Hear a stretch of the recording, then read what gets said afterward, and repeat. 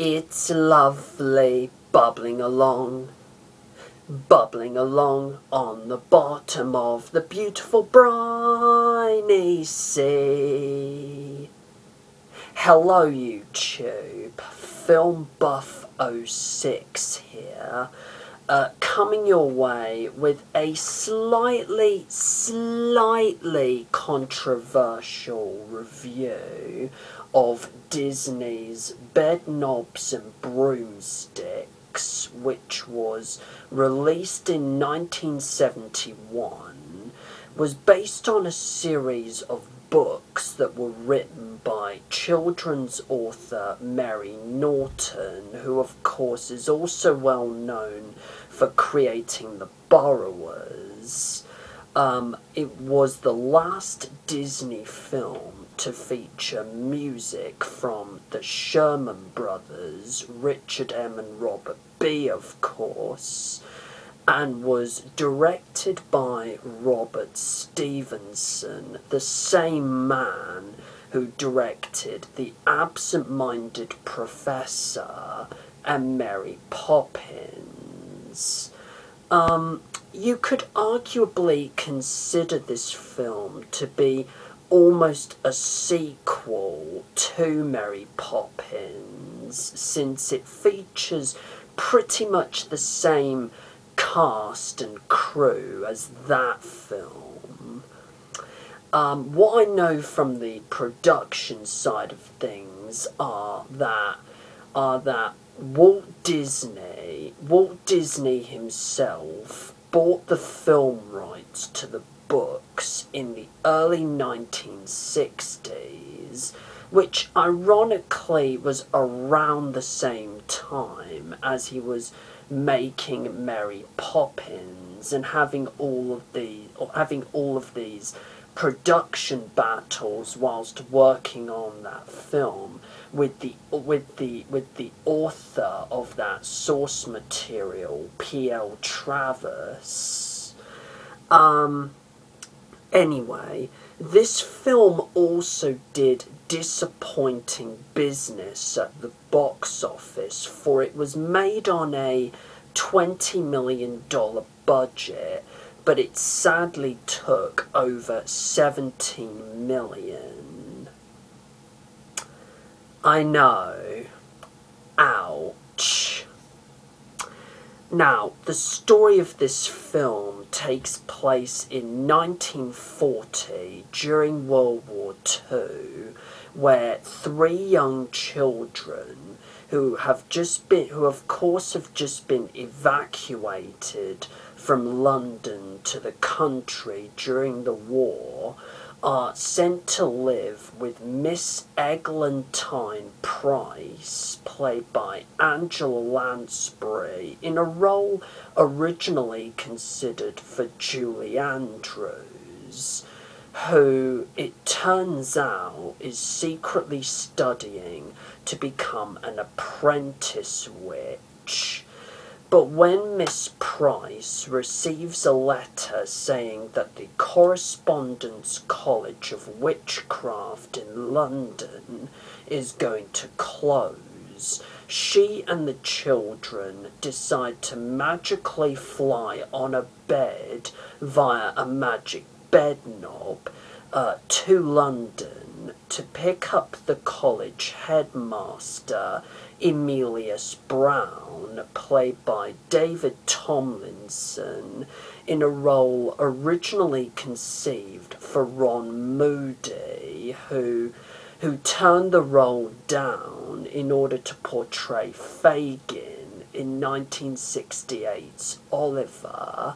And by the way, isn't it ironic that David Tomlinson is in this film, primarily because he had previously played the father, Mr. Banks, in Mary Poppins. Anyway, they pick up Emilius Brown in order to find half of a special book pages of a special spell book called The Spells of Astaroth, which will help them in the war against the Nazis. That is it. Now, what did I think of Bedknobs and Broomsticks? I didn't really enjoy this film as much as I did when I was a kid. And I'm pretty dead serious about this. I wasn't really entertained by this film. It's not by all means a bad film, and it is meant to be for kids, but I personally found it to be frustratingly problematic. I mean, the film had potential to be a fun and entertaining, romp, but unfortunately it tries so desperately to emulate the magic and charm of Mary Poppins that it ultimately falls completely short of what it could have been. The only few positives that I have with this film that make it at least worthwhile are the marvellous production design and costumes, plus two great performances from the leads, Angela Lansbury and David Tomlinson, as well as the great music by the Sherman Brothers and Irwin Kostal. Apart from those, there are a lot of problems that I have with this film. The script is quite wittily written, as the one in Mary Poppins, but it sadly undermines the source material in a sore attempt to want to be, a Mary Poppins type story, which kind of fails, really. Some of the characters feel underwritten and underdeveloped. I mean, it was a bold move for the studio to include the Nazis as the villains of the film, because in real life they were villains at that time anyway. But in this film, they do nothing but serve as comic relief, especially for the climactic sequence, which kind of, in my opinion, embarrasses them, as much as the Daleks have been embarrassed most recently.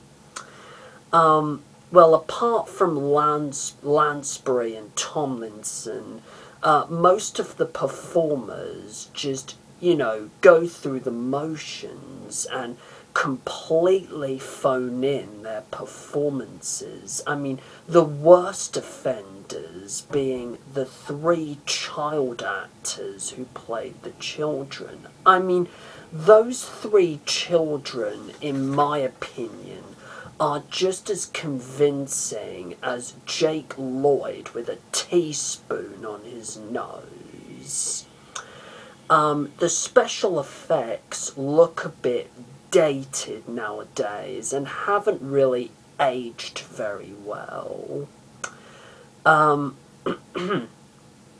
The animated sequence, which takes place at the Isle of Naboombo, is entertaining and culminates in this slapsticky soccer match which features all manner of animals, including lions, hyenas, kangaroos, cheetahs, elephants, rhinos, giraffes, and ostriches.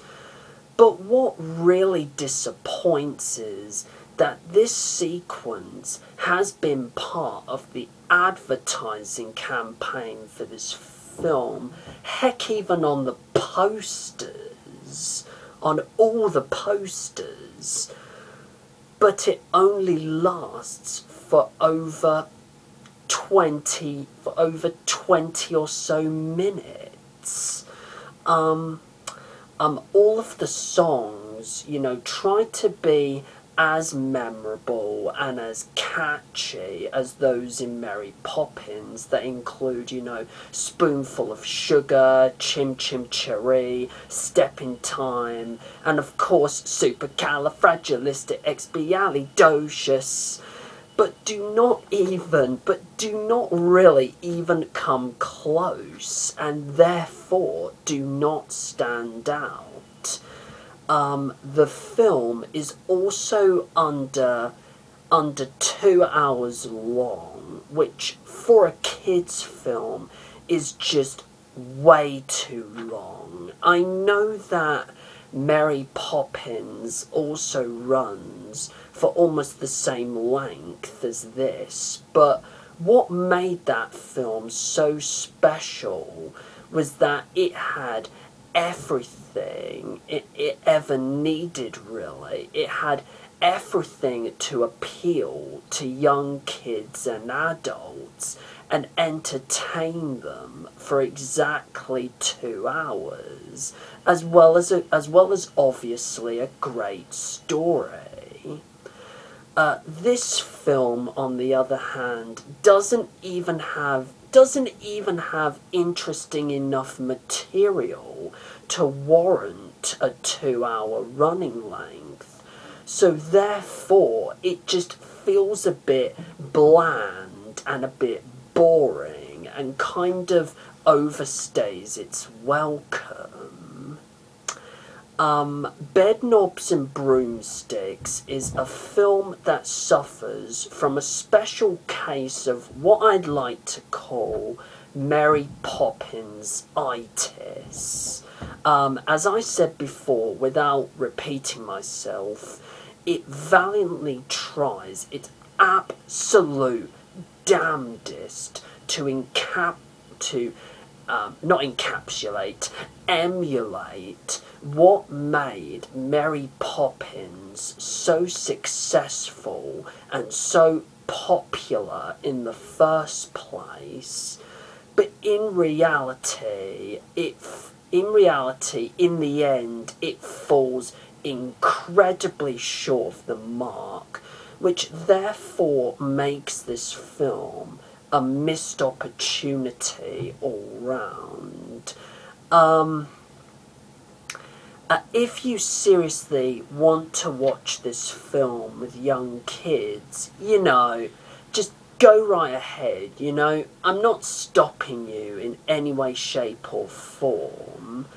But if you're a real hardcore Disney fan, you're going to find yourself sorely disappointed by this film. I could guarantee it. Now, my overall rating for Bedknobs and Broomsticks is just going to be 5 out of 10. Now, feel free to leave a comment in the section below and let me know your thoughts on Bedknobs and Broomsticks. Plus, feel free to subscribe to my channel. And until my next video, which is going to be a review of Mickey's House of Villains, do take care, everyone. And if you don't mind, I'm going to turn myself into a fluffy white rabbit. Filigree, apogee, pedigree, perigee.